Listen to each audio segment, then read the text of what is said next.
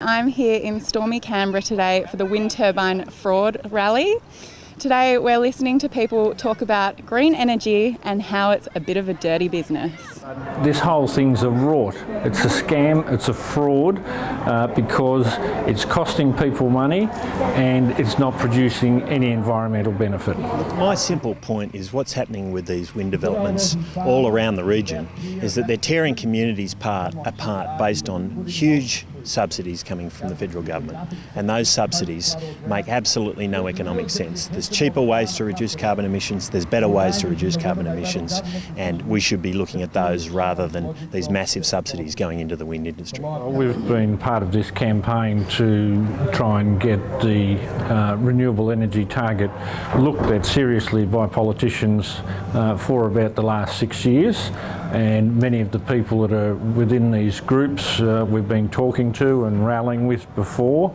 A number of them are members of the Australian Environment Foundation, so we're fully supportive of all of the community groups that are trying to bring this issue to the attention of people right across Australia, because it affects everybody who uses electricity. Electricity is a human right. It's not a luxury. It's a human right. And so, as a consequence, people at the lower socio-economic level are feeling the hardship already. The subsidy per wind turbine is about $500,000 per year, going up towards $1 million by 2020. So, huge amount per turbine. Across my electorate, that'll amount to $500 million to $1 billion a year. And if you actually add that up for all of Australia, the Australian electricity consumers will be paying about $3 billion a year by 2020 in these subsidies, and that's over and above the cost of reducing carbon emissions by other means. It's intermittent, it's erratic, so therefore it has to be backed up by either coal-fired generators or, more likely, by open cycle gas turbines. So therefore these produce greenhouse gas emissions. I mean, if this is what the premise is, if the premise is that we're trying to save or reduce greenhouse gas emissions, then wind energy is not the way to go about it. It's a costly means of producing electricity. It is double the cost of gas, and it's 3 times the cost of coal-fired power.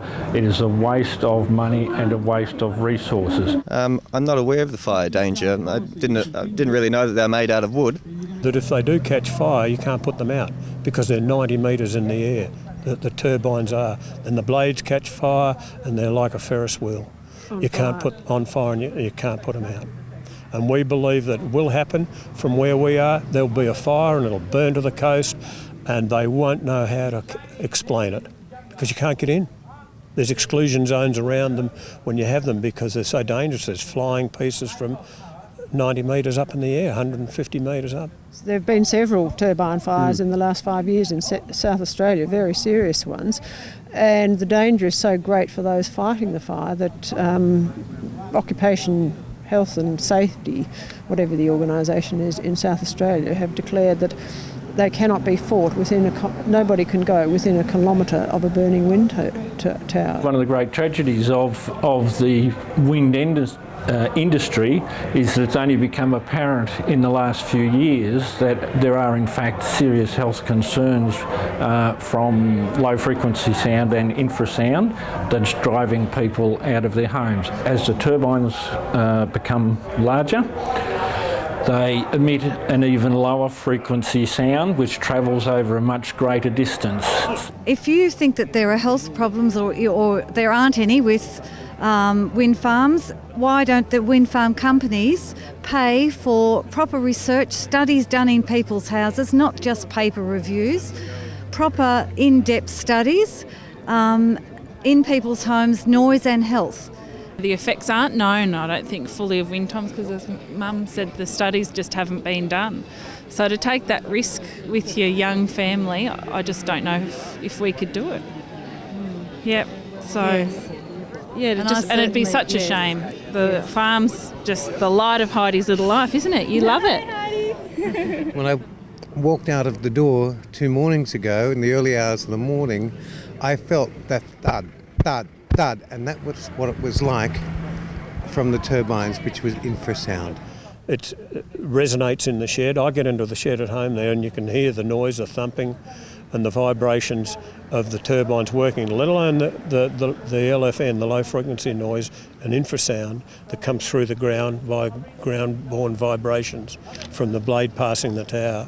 You can't leave your farm. So where do you go to? Because you can't sell it. Because why are you leaving? Oh, well, because it's making me sick. So their property values go down. What the problem is that people are attacking this positive step into the future on the basis that it isn't perfect. We aren't going to find the perfect measure now. Just because it isn't perfect, it doesn't mean that we should get rid of it. Why don't the wind farm companies pay for proper research, studies done in people's houses, not just paper reviews, proper in-depth studies in people's homes, noise and health? And it's not happening. Nobody will do these studies. And we're thinking, why? Why won't they do them? Are they afraid of the truth? Are they afraid of what they'll find? And you can't ignore wind turbine syndrome. It's making people sick. Headaches, nausea, tinnitus. These folk aren't playing tricks. They don't like seeing doctors. It's hard to get them in the car. So if farmers say they're crook, well, you know they bloody are. If there is no health risk from wind turbines, if there is no noise pollution from wind turbines, then put them in Macquarie Street. Put them in Anzac Parade. Put them down Parramatta Road. That's where the people live. That's where the people use energy. If you're wanting energy, if you're wanting electricity, then put them there. That's the ultimate test. Why are we terrorising, intimidating and destroying the lives of farmers and the value of their property? So you've heard today at the Wind Turbine Fraud Rally how electricity prices here in Australia are getting pushed up exponentially due to renewable energy sources, mainly wind turbines, and how the people living next to them are experiencing really bad health effects and no one in the government is listening to them right now. I'm Lucy and this is Undercurrent.